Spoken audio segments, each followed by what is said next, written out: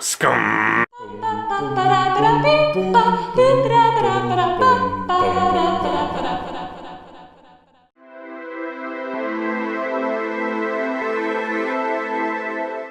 For today, we speak of Naomi Goodsir's Bois. So to give you a little bit of awe-cute mixed with awe-gross moments of our history, when we first met, you asked me the question of like what were some of my favorite smells in the universe, pretty much. Yep. And my two favorite smells are the zoo, which is a very weird smell, but the zoo, as well as campfire. And so for the longest time, we were searching for a good campfire fragrance. And this is where we kind of stumbled across this one. Yep, our good pal Bois. I started a thread on Fragrantica asking fellow posters if they had anything that they thought was very close to the smell of campfire. And this is pretty much one of the only... I smelled, I think, 4 off of the list that people gave to me, and this is the only one that really did it in for me. Now, what I'll say is, when we got our sample of Bois, we did not apply it to skin. Usually when we get samples, we apply them to paper first and just kind of sniff them all out to get a general idea of what we're kind of working with and try to smell the notes. So we did that for Bois, and immediately we were both just thinking, this smells like Lay's potato chips. Barbecue potato chips. That's it. And we thought, like, this is really gross. It just smells like potato chips. What the fuck? And passed hard. Since then, we have come to love it. And that's why we own a bottle of this. So first things first, we're going to talk about the bottle here. Now, the bottle, I don't really care for. I like it. It's got a little black stopper that usually comes in the bottles. That, I think, is elegant and pretty, and I like that. I really like the label, how it's kind of like a brown label that just comes with the name on there, and kind of has that little logo on it. It just looks like a brown little piece of cardboard or something taped on there. I think that's kind of neat. But I don't really care for the bottles. Yeah, I would agree. It's nothing great about it. I also don't like the size of the atomizer to bottle ratio. Yeah, I don't like that either. The cap is also wimpy. The cap is wimpy. There's, like, you can see, we've got a little dent in ours. That's how flimsy it is. And so the not sprayer penny-proof. Does not have anything on it, really. I mean, it's kind of like just a really boring sprayer. You can unscrew it, so it's kind of like the Serge Laton tops. I think the capper is better for this. I like it, the little black rubber deal, better than the metal little dome that goes on the Serge Laton bottles, but yeah, I mean, so 5. goes. Yeah, I mean, I'd honestly give the bottle like a 3. Maybe it's... You're harsh. For a 50 ml bottle, I'm expecting you have done something interesting with it, especially for one that costs like $180. I'm expecting you've done something fancy with your bottle. It's just really boring here. Don't really care about it. And I mean, then what a bottle like this does is says you really have to fucking kick it home with the juice. You really do. And I think they go enough off of the typically treaded path here that it does become something special and something worth investing in, despite the shortcomings with the bottle. So what about the smell? So here we go.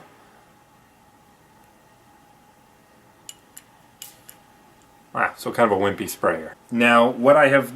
It still smells like Lay's potato chips off the paper. Kind of what I like to think, aside from campfire, what I have come to kind of think of this fragrance as is at the UN of incense. This is America coming in strong as the incense to the table. Despite the fact that this is a French brand, I think this screams like American, young, like unhinged American. Mm-hmm. Yeah, this automatically, like upon first whiff, is not necessarily anything I would recommend to wear during the daytime. It seems to me like a purely nighttime fragrance. See, I'd call it a purely fall fragrance. I don't think... I mean, that's fair. Like, on Fragrantica and base notes and everything, people talk about this being like a winter and fall. I don't think winter is the time for this. I think that's a silly time to wear this. I mean, okay, putting in perspective of fall, I think you could wear it during the day. Yeah. I still think it'd be hard, though. Maybe during the day on a Saturday when you're not working. I wouldn't call it a work fragrance. Then, yeah. Although the first time I had this on skin, I did wear it to work. That was the first time that I wore it. Basically, the best way to start thinking about this fragrance, like, a lot of people talk about Amouage as having, like, dirty, rich, powerful, in-your-face incense. I think that's silly.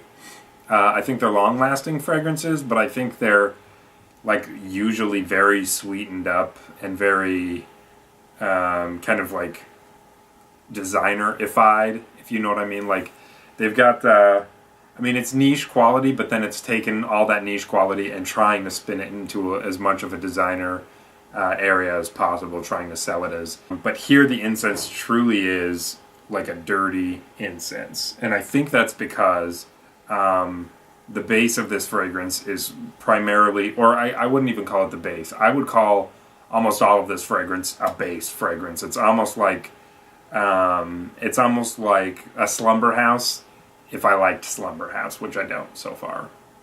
Mm-hmm. But the base notes in here of whiskey, cedar, tobacco, oak moss, and labdanum really just make this a very smoky, kind of burnt composition. There's amber in the base, there's cinnamon in the base.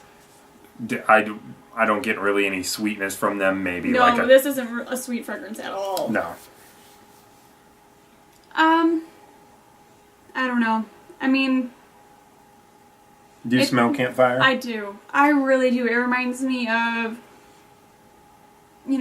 going camping and just what it smells like when it's dark out and, it's quiet and... You just hear the popping of the wood and you're talking with your friends around the fire. Mm-hmm.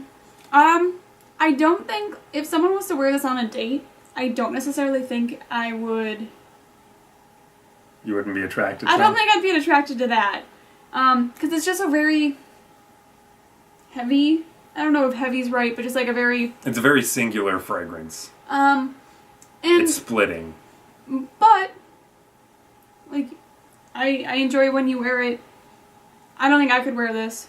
No, I think this is strictly masculine. Mm-hmm. I think with the tobacco, the whiskey, the way that the cedar's used, and then just how dirty the incense is, I really don't think you're getting away with this unless you want to conjure up images of, like, fucking someone who's been living their lives in the woods, a wolf by their side, eating deer that they have just freshly slain. Yes. How would I rate the smell? The fragrance.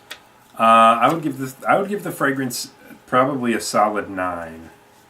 I've never smelled anything that comes close to this, and like, as far as the quality of the scent, it's fucking impeccable. Like, truly, when you talk about smelling a scent, this smells very natural, very organic. Oh yeah, it really smells like they took the air above a campfire and bottled it up. Yeah. Yeah. How about you? See, it's hard because campfire smell is one of my favorite smells, and it brings back a lot of memories of my childhood and just growing up, going camping a lot. So it's hard to remove the emotion from it, but I think as best as I can, it's like a low 8 for me. Low 8. I think it's...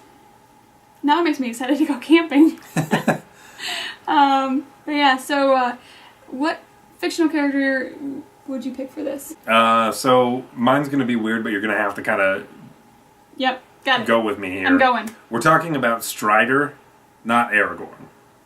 So only when you know of Aragorn as Strider. Okay. You see him in the tavern smoking his pipe with his hood over his head and it's pitch black. you just imagine that he's this mythical figure that's been created. That's not Aragorn, so it's not the rightful king. It's not the kind heart. It's not all those things. It is just that one image of him with the fucking pipe, the hood over his head, staring off, the scraggly beard. He hasn't shaved in a while. He looks like he's sweaty. I mean, I wouldn't call this a dirty fragrance, but it just smells like that. I think that's good. I think it's really, I mean, both of us are outdoorsy type, more rugged type. Yeah, I mean, I wouldn't necessarily say that this is so much of an inviting smell, but I think you really have to be confident in yourself to wear this fragrance. It's like, in a similar way to Absolute Pour Le Soir. Like, you leave your house and you really have to own this smell and be like, this is me. There's like, this is what I'm bringing to the table. Yeah. And I think, considering the images we put forth, and even that of like the kind of ballsy American who, you know, speaks his mind and doesn't apologize for anything, that's kind of what you're getting here. I mean, here's the other deal. Look at the juice. The juice, again, like Absolute Pour Le Soir, is kind of reminiscent of what you're looking at here. It kind of looks like a burnt. It looks a lot less like piss than Absolute Pour Le Soir does, and it looks a lot more like a burnt, liquefied, kind of ashy. You know, sometimes when you've got ash on something and you kind of rinse it out, you get that yellowy. I mean, it also kind of looks like whiskey. And it does look like whiskey. It looks like whiskey. You know, maybe like a Clint Eastwood, like cowboy. If you're going for like the American guy who speaks his mind. America.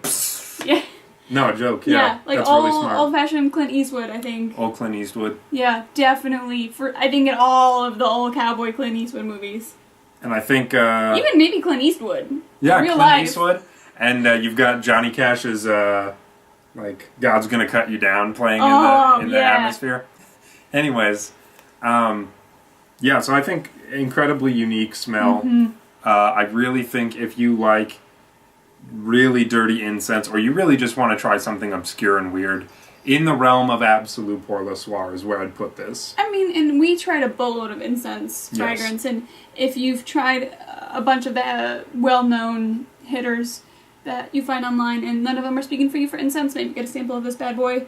If you've smelled like Comme des Garçons, Avignon, and then you're like, ah, shit, and you smell Full Incense by Montal, and you smell Elixir by Penhaligon's, you're like, I'm sick and tired of getting the same fucking incense. I want to smell a different incense. God, give me a different incense. Like, this is God's gift to you. This is God's gift to you. It's not a incredibly sweetened, like, kind of like winter prestigious smell like Interlude Man is.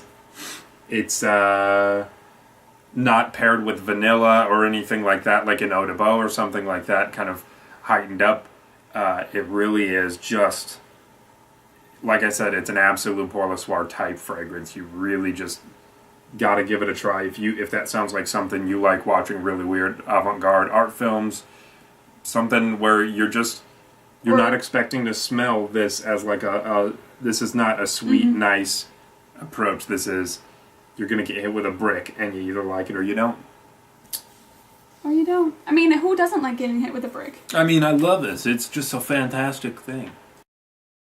Nah, fuck. Ah, frick.